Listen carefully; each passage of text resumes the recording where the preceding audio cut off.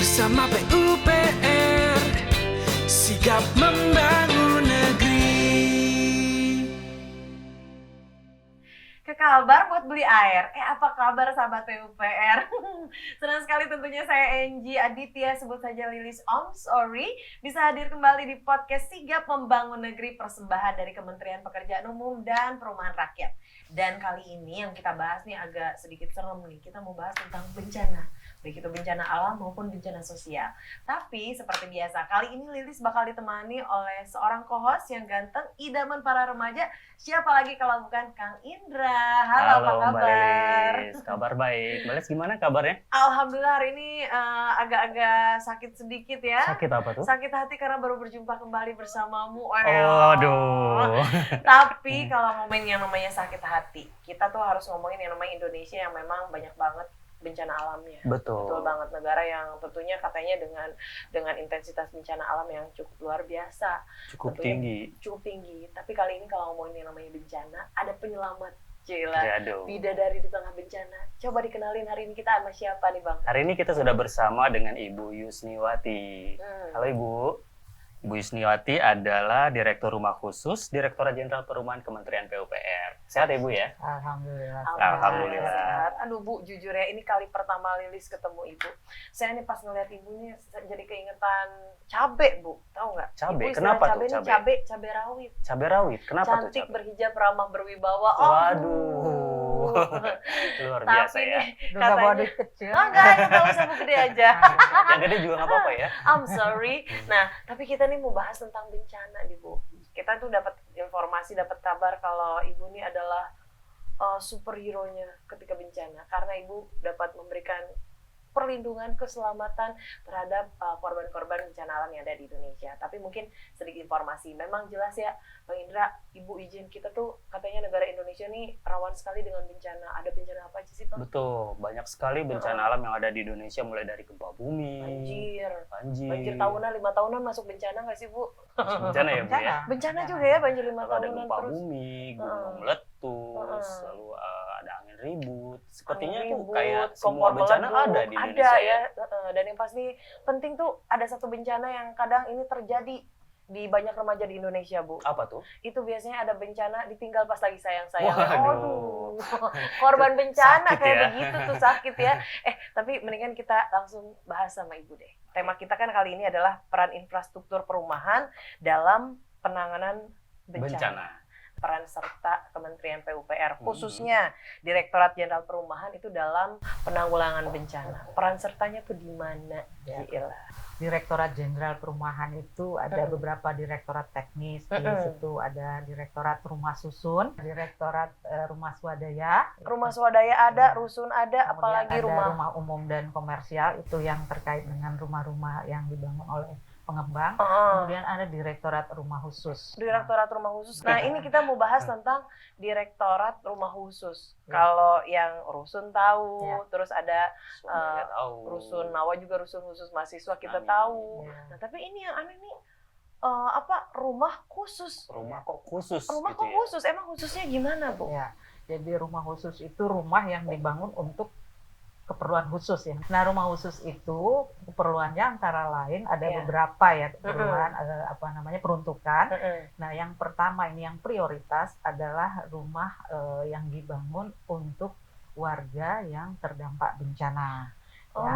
Bencana ini bencana alam, bisa bencana non alam juga ada, bencana sosial namanya ya. Nah, bencana sosial tuh kayak apa sih, Bu? Kayak konflik sosial. Jadi kita Konflik, tahu ada oh. beberapa wilayah di negeri kita yang sering terjadi konflik antar suku, konflik antar mungkin sara ya. Betul. Nah, itu kan ada yang terdampak di situ. Itu kalau direlokasi itu kita akan bantu dengan rumah khusus. Jadi rumah khusus itu untuk tadi ya bencana yang harus direlokasi. Termasuk yang beberapa waktu lalu untuk korban KRI Nanggala. Nanggala, Betul. itu termasuk rumah khusus, Bu? Betul, ya itu Oh. kita bangun 53 rumah di Surabaya sesuai dengan jumlah prajurit yang gugur dalam kapal selam itu. Oh. Masya Itu Allah. sudah selesai juga.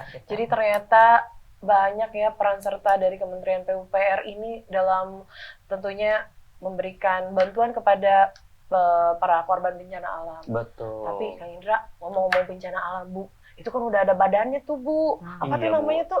BNPB. BNPB apa teh? Badan Nasional Penanggulangan Bencana. Nah, itu kan itu gimana, Bu? Udah ada badannya nih, Bu. Betul. Bentuk kolaborasi apa yang dibentuk dari Kemen PUPR sama BNPB untuk membantu para korban bencana alam ini? Ya. Jadi BNPB itu Badan Nasional Penanggulangan Bencana itu adalah badan yang menangani keseluruhan aspek dari ketika ada bencana. Jadi ketika ada bencana alam itu bencana alam khususnya ya bencana alam ini yang mengkomandoi di lapangan itu adalah BNPB, termasuk di situ untuk kebutuhan sosial, evakuasi warga yang terdampak, kemudian logistik, menyiapkan logistik, termasuk juga menyiapkan hunian untuk warga yang terdampak. Nah, dalam hal hunian ini memang ada pembagian tugas yang jelas antara BNPB dengan Direktorat Jenderal Perumahan. Jadi kalau rumah yang terdampak itu harus direlokasi, nah itu menjadi tugasnya PUPR untuk menyiapkan rumahnya. Tetapi ada juga rumah yang terdampak bencana yang tidak perlu direlokasi.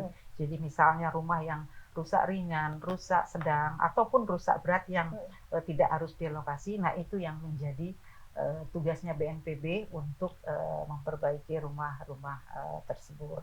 Jadi itu pembagian tugas yang tegas antara PUPR khususnya perumahan dengan BNPB. Tentunya juga berkoordinasi dengan pemerintah daerah ya, Bu ya. Jadi selain BNPB, BNP tadi komandonya ya. Kemudian ada stakeholder lain di sana, Pemda ini, Pemda yang paling penting karena yang terdampak terdampak paling besar.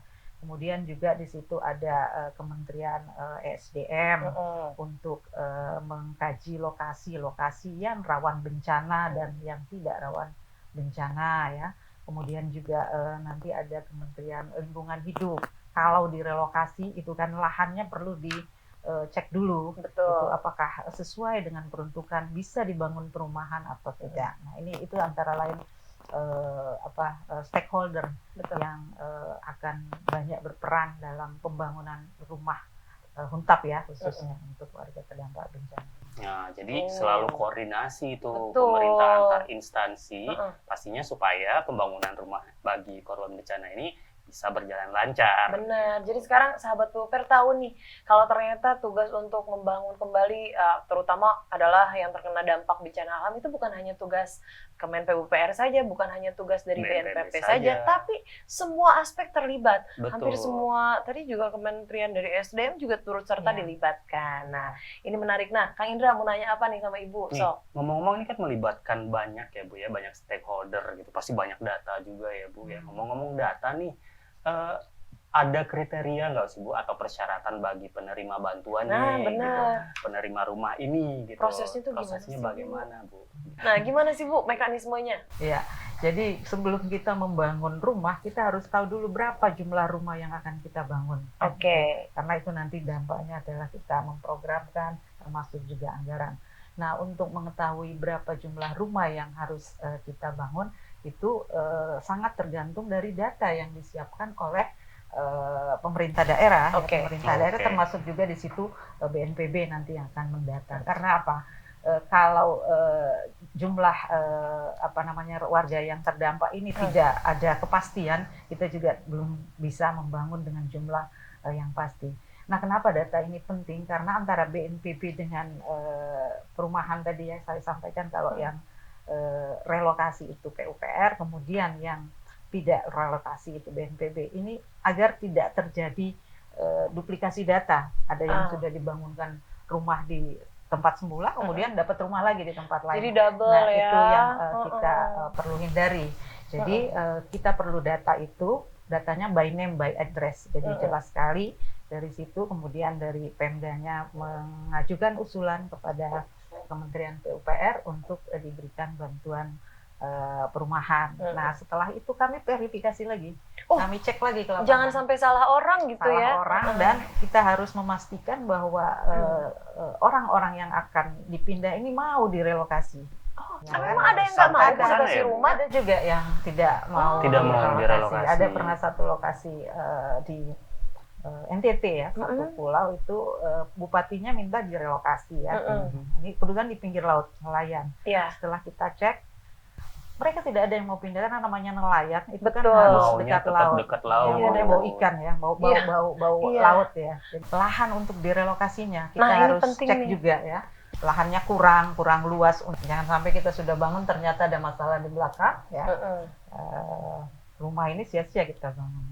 Itu benar. Itu pentingnya kami data dan kita verifikasi. Betul. Ya.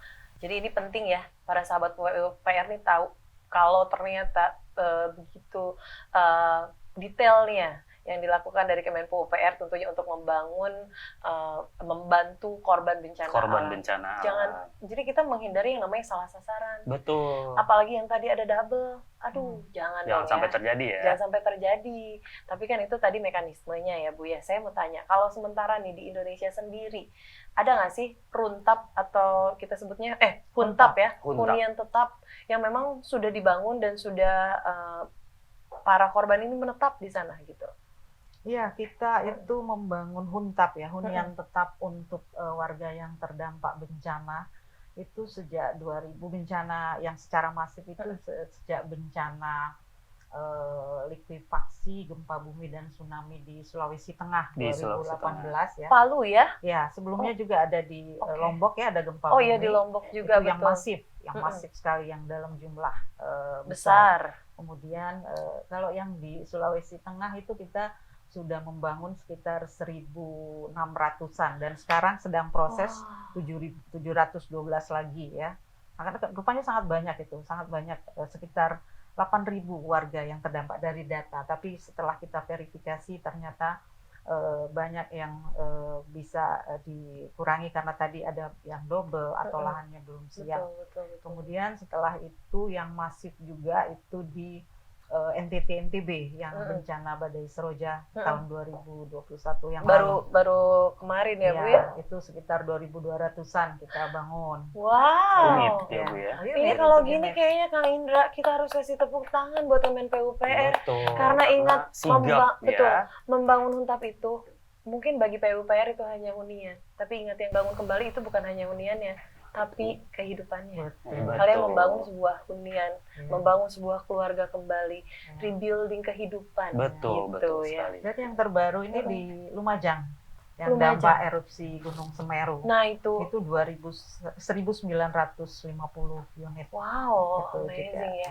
Jadi memang begitu besar peran dari Kemenpo UPR, khususnya Direktorat Jenderal Perumahan yang tentunya telah membantu banyak sekali korban bencana alam. Betul. Ingat, kalian tidak sendiri. Kita tentunya sigap membangun negeri. Sesuai tema podcast kita kali ini, judul podcast kita adalah Sigap Membangun Negeri. Sigap membangun Jadi negeri. sahabat PUPR ini tahu kalau kita tuh tidak tinggal diam ketika melihat kalian kesusahan. Ya. Nah, Kang Indra mau nanya apa lagi nih sama Ibu nih? Ngomong-ngomong dibangun nih Bu gitu.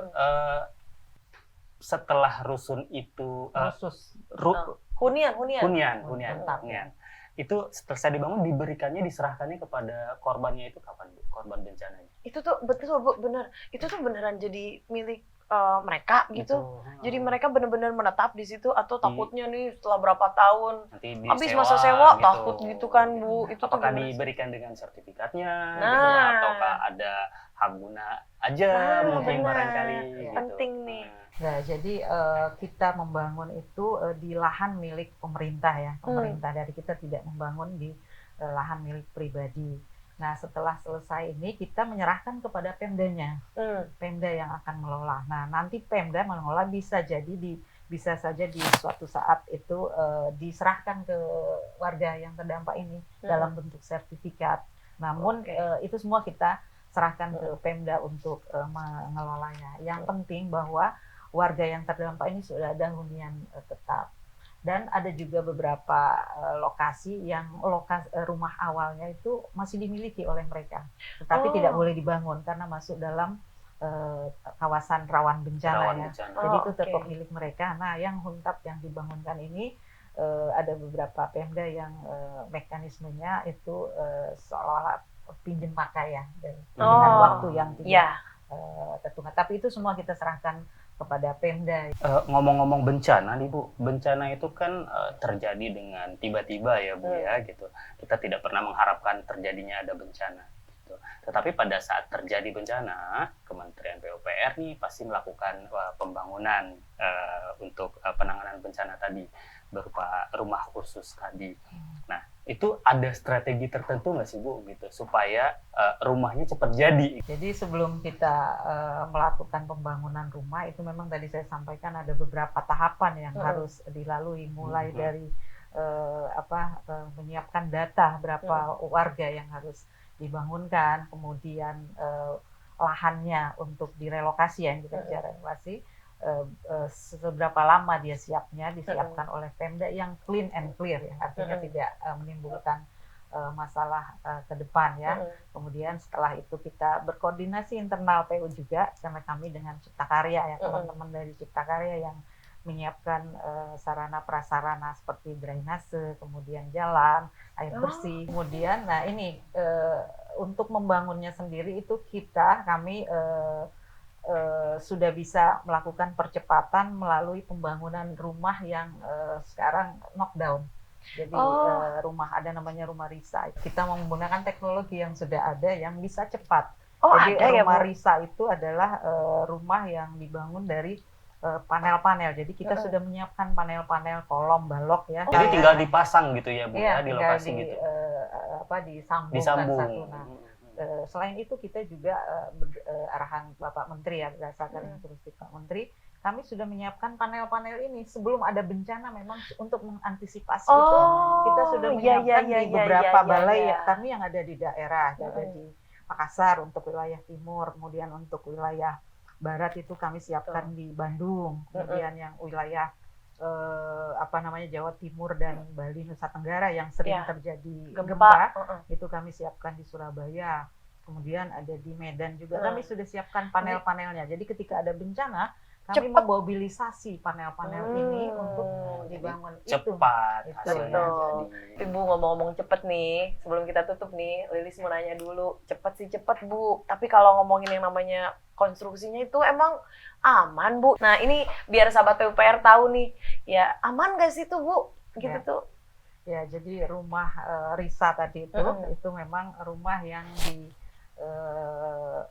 diciptakan oleh insan PUPR. Jadi dulu ada namanya Badan Litbang PUPR itu ya, jadi itu yang menciptakan, mendesain berdasarkan penelitian ya, tahan gempa. Jadi sudah dibuktikan di beberapa wilayah yang kita bangun rumah dengan teknologi RISA ini, itu ketika ada gempa itu sampai saat ini alhamdulillah cukup aman, mudah-mudahan seterusnya juga cukup aman. Jadi memang rumah ini memang kita buat untuk daerah yang tahan gempa. Sedikit Bu, ini rumah RISA itu biasanya tipe berapa Bu? Itu spesifikasinya dapatnya apa aja? Ya. Ukurannya berapa? Jadi untuk yang hunian tetap untuk yang terdampak bencana ini kita siapkan untuk RISA tipe 36. Tipe 36. Tipe 36 itu kamar di luar. Kamar di dalam. Dua kamar.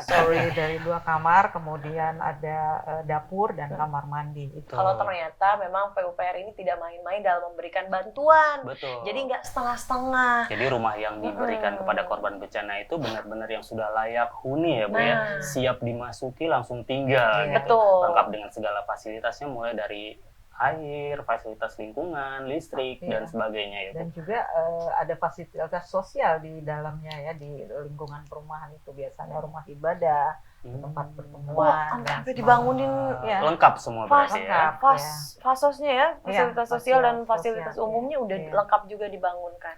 Ini luar biasa sekali ya. Udah Bu Yusniwati, ini menarik sekali bahasan kita tentang bencana alam dan keterkaitan dari Kemen PUPR dalam membantu korban-korban bencana alam. Mungkin ada yang ingin disampaikan sama sahabat PUPR yang saat ini juga baik itu tengah berduka atau mungkin yang sekarang ini juga sempat menjadi korban bencana alam tapi belum mendapatkan bantuan hunian tetap ini. Ya, jadi memang untuk pembangunan rumah ini kita hunian tetap ini tujuan utamanya adalah bagaimana memindahkan warga yang terdampak bencana itu secepat mungkin ke hunian tetapnya. Itu yang menjadi target utama kami. Makanya sekarang itu pembangunan Huntap ini bisa lebih cepat ya.